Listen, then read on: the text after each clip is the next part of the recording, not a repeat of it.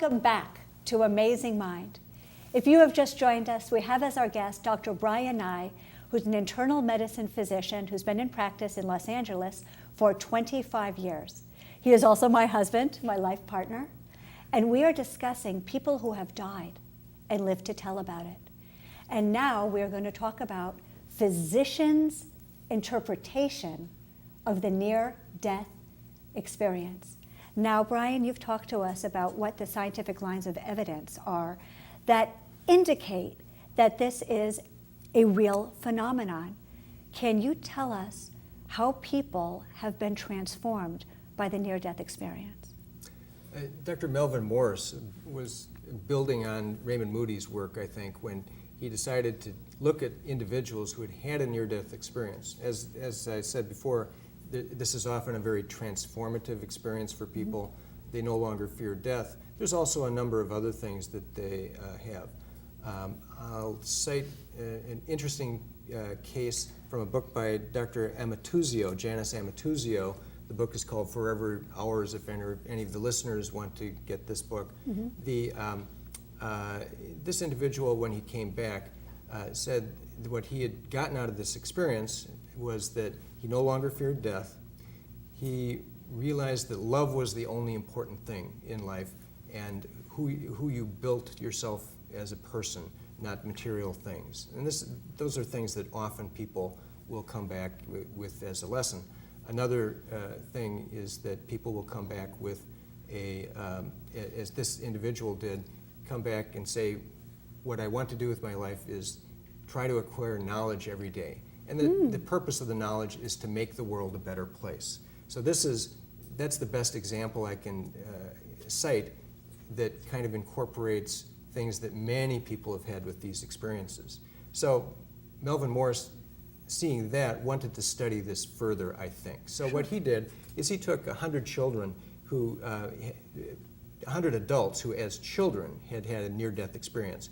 And Melvin Morris is a pediatrician. Raymond Moody actually is a psychiatrist. But so he interviewed these children and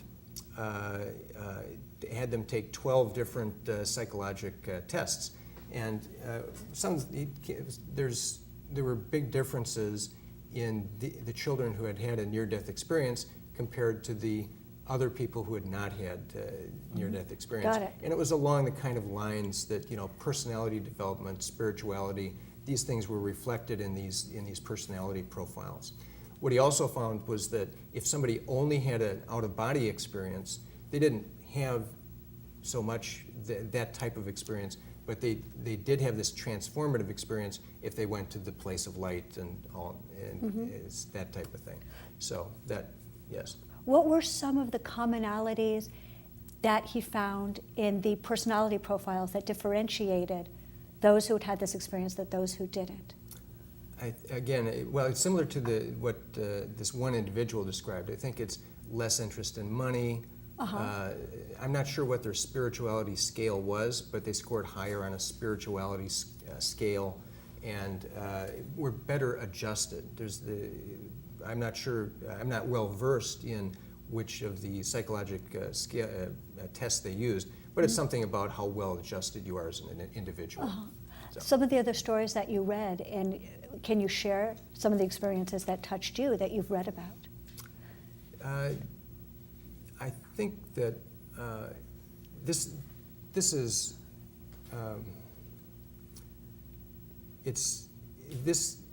reflects on I think I mentioned before, we all bring our own religious background into this, and we analyze our religious background in this. What it means to me is that all religions are right, at least partially. And that's what some of these authors also say, that it's a big elephant. We all have a part of the elephant, but only part of the elephant when you look at organized religions. And there's the people who have this experience have maybe, in my view, a little bigger part of the elephant. They understand it a little bigger. I like it. Yeah. So we've talked about a psychiatrist, Raymond Moody, and a pathologist, pronounce her name again? Janice Amatuzio. And Dr. Morris, who is Melvin Morris is a pediatrician. And then there's another doctor who's a cardiologist. Can you tell me about what he studied and what he concluded? Yeah, as I was saying, the physicians have approached this, I think, try to be as rigorous as possible in analyzing this. Some people just collect a group of case studies, but there's Dr. Prim van Hummel, if I get to, Prim van Lommel, okay, don't want to get his name wrong, who's a cardiologist who decided to study this, as we say, prospectively. Instead, all these other ones are going back to people who have had an experience and interviewing them. What he did is he took over 300 cases of people who were resuscitated, had a cardiac arrest in his hospital, and then he interviewed them afterwards to see what percentage of them would have a near-death experience. Oh, that's interesting. So about 20% had some kind of near-death experience, and about 10% had something that maybe Raymond Moody would call meeting 6 or 9 of his things that were common to near-death experiences. So 80% of people who have died and have come back don't report. Can I ask you your opinion on this? Is it that people are afraid of talking about it, or do you believe it's truly that people do not have this experience? For the 80% that in his study, it couldn't really be that they were afraid to talk about it. It'd be very unlikely, because he set up the study to interview them specifically, and I'm sure was very eager to have people tell him the story. So there was no shame or criticism or skepticism or an idea, don't tell the doctor because the doctor will criticize you. Right, but there are many people who have had these experiences who express being reluctant to tell people because they're afraid they'll be labeled as crazy, or people just not be receptive to it. So go back, so of the 10% and the 20%, what else did he find? He also found with them that they scored differently on personality, some of these personality testing, and that again, the biggest thing is that people who have had this experience do not fear death. That's the biggest thing that comes out of all of these. Do people act differently in the world? Certainly you talked about not eager to get material possessions, want to learn something new every day, but do they act differently in how they treat their fellow humankind? Anecdotally, I think that's absolutely the case. It's hard to measure that kind of thing, but I think anecdotally, all people who have been through this seem to say that, yes, that it changed their life. Now, again, I can't remember which of these studies, but in one of them, they looked at their values. It didn't change the values in anybody.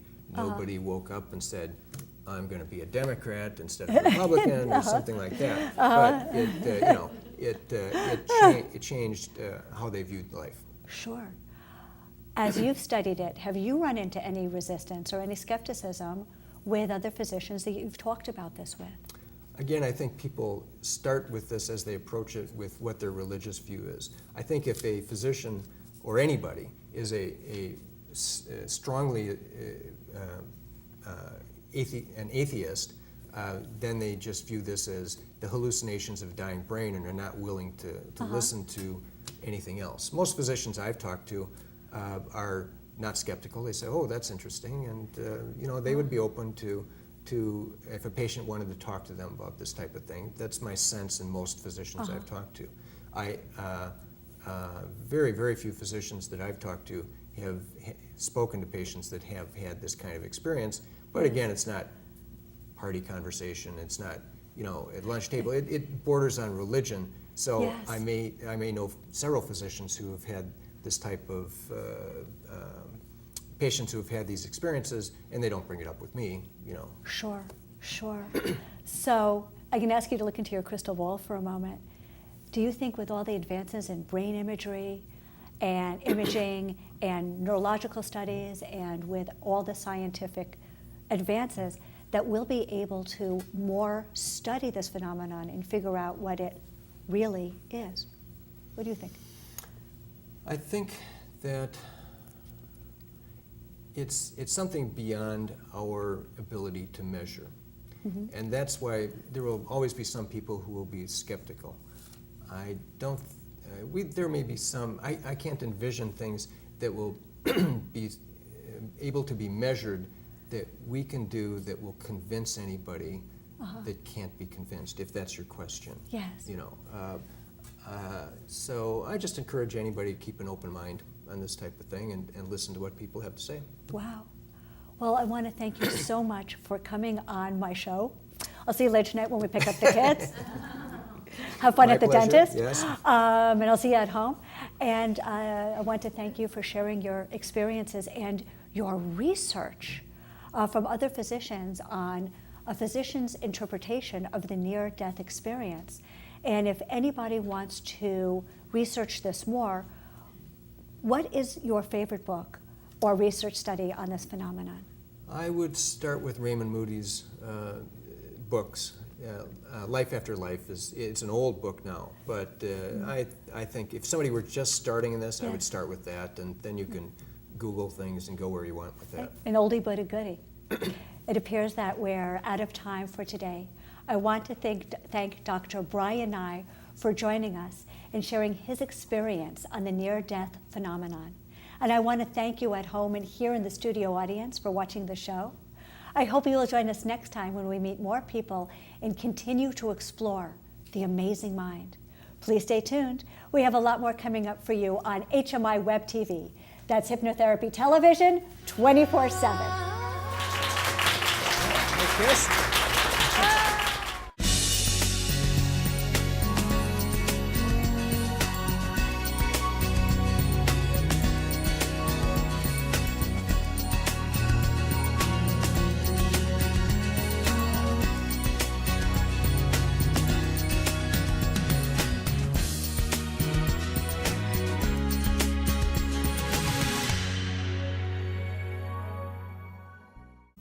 Can you tell us how people have been transformed by the near-death experience?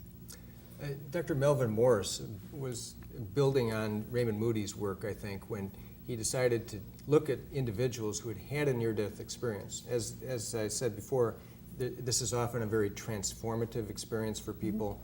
They no longer fear death. There's also a number of other things that they have. For 25 years. He is also my husband, my life partner, and we are discussing people who have died and lived to tell about it. And now we are going to talk about physicians' interpretation of the near-death experience. Now, Brian, you've talked to us about what the scientific lines of evidence are that indicate that this is a real phenomenon. I'll cite an interesting case from a book by Dr. Amatuzio, Janice Amatuzio. The book is called Forever Hours, if any of the listeners want to get this book. This individual, when he came back, said that what he had gotten out of this experience was that he no longer feared death. He realized that love was the only important thing in life, and who you built yourself as a person, not material things. And those are things that often people will come back with as a lesson.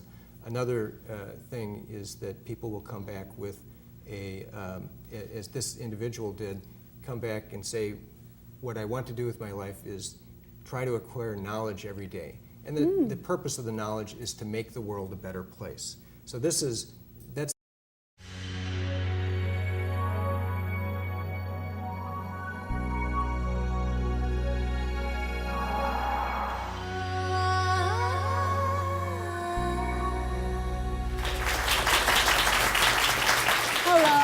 Welcome back to Amazing Mind. If you have just joined us, we have as our guest Dr. Brian Nye, who's an internal medicine physician who's been in practice in Los Angeles